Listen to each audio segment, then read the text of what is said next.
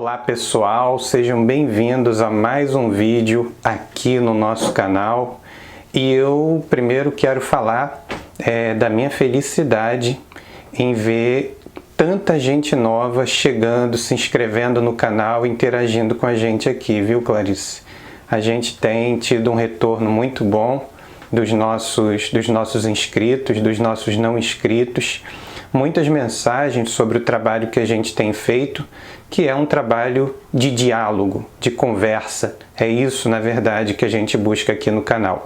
E hoje a gente vai conversar um pouco sobre aquela fala do ministro da Educação, o ministro Newton Ribeiro, no programa Sem Censura do dia 16 de agosto de 2021. Vejam o que o ministro disse sobre a presença de crianças e adolescentes, estudantes com deficiência nas escolas regulares. No passado, primeiro, não se falava em atenção ao deficiente. Simples assim. Eles fiquem aí e nós vamos viver a nossa vida aqui. Aí depois, esse foi um programa que caiu para o outro extremo, o inclusivismo. O que é o inclusivismo?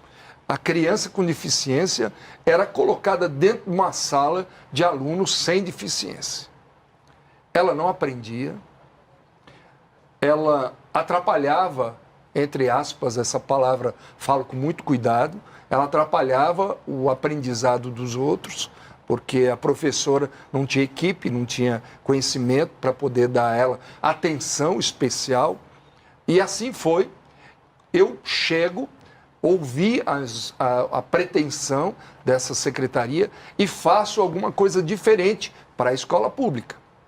Eu monto salas de recursos e deixo a opção de matrícula da criança com deficiência à família. Essa fala do ministro, ela tem alguns problemas. E quem me atentou para isso foi uma inscrita nossa, Mariana, de São Paulo, e que a gente simplesmente precisa tratar e tratar com responsabilidade, ministro Newton Ribeiro. Em primeiro lugar, porque o senhor cometeu dois equívocos nessa sua fala. O primeiro, afirmar que pessoas com deficiência, crianças com deficiência, atrapalham os demais. Primeiro, a deficiência é um gênero que engloba pelo menos 4 espécies: a deficiência sensorial, a deficiência intelectual, a deficiência mental, a deficiência física e, consequentemente, a gente não tem como dizer pessoas com deficiência. Que pessoas?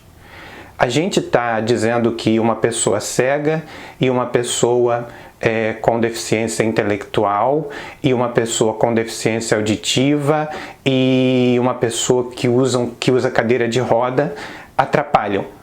Ou seja, com que critério? Uma pessoa que utiliza cadeira de rodas, por exemplo, pode ter algum tipo de dificuldade para interagir em determinadas disciplinas, como educação física, por exemplo, mas atrapalha em quê em aula de matemática? Então, de que deficiência, ministro, o senhor está falando? A segunda questão, e que me parece mais grave, é a generalização perigosa. Por quê, ministro? Porque quando a gente diz que pessoas com deficiência, crianças com deficiência atrapalham os demais, o que a gente está dizendo é que os demais se sentem incomodados ou aprendem de forma mais lenta ou têm problemas no aprendizado por causa de crianças com deficiência, de pessoas com deficiência. Qual é o estudo científico que embasa esse seu pensamento? O senhor é um ministro da Educação e, portanto, deveria fundamentar as falas que faz em público. O senhor não fez isso, ministro. Muito pelo contrário, o senhor generalizou. E se é para generalizar, olha como isso é perigoso. Eu posso dizer, ministro, que o senhor atrapalha. eu posso dizer que o Senhor atrapalha as pessoas. E por uma única razão, porque eu acho que o Senhor atrapalha, e não porque há um fundamento científico para isso. Ministro, a gente se sente atrapalhado quando a gente não quer conviver com determinado grupo ou com determinada pessoa. Isso quer dizer que quem pensa diferente do senhor, por exemplo, pode lhe atrapalhar. O senhor pode pensar assim. Isso quer dizer que se o senhor estiver, por exemplo, num culto e tiver pessoas que não concordam com aquela liturgia e essas pessoas começarem a se comportar diferente, elas vão lhe atrapalhar. Mas não é a deficiência das pessoas que atrapalha, é a maneira como a gente quer lidar com elas. E quando a gente sente que pessoas com deficiência estão nos atrapalhando, é porque a gente não quer lidar com elas. Parece, ministro, que o Estado brasileiro fez uma opção. Em 88, logo assim que a Constituição foi finalizada, o Estado brasileiro optou por acesso das pessoas com deficiência à rede regular de ensino de forma preferencial. É o artigo 208, inciso 3 da Constituição. O Estado brasileiro fez essa opção. E a grande discussão era: os professores não estão preparados. De fato, não estavam. As escolas não estavam preparadas. E aí, o que se faria? Se esperaria as escolas e os professores se adaptarem ou se colocariam pessoas com deficiência nas escolas regulares para que as escolas e os professores se preparassem? Essa foi a discussão e o Estado brasileiro optou na Constituição, no artigo 208, inciso 3, exatamente pela segunda opção. As crianças, as pessoas com deficiência vão para a rede regular, vão para as escolas regulares e ali, ministro, as escolas precisariam se adaptar. E eu não estou dizendo ao senhor que eu concordo, eu estou dizendo que funcionou assim.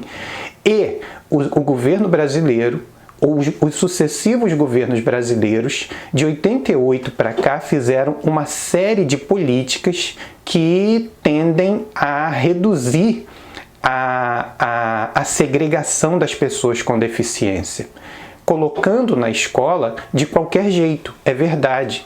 As escolas não são inclusivas na acepção da palavra, os professores não estão preparados, mas a discussão é o que é pior, a segregação ou o despreparo. Essa é a discussão, ministro, que o senhor tem que fazer e não dizer que as pessoas atrapalham.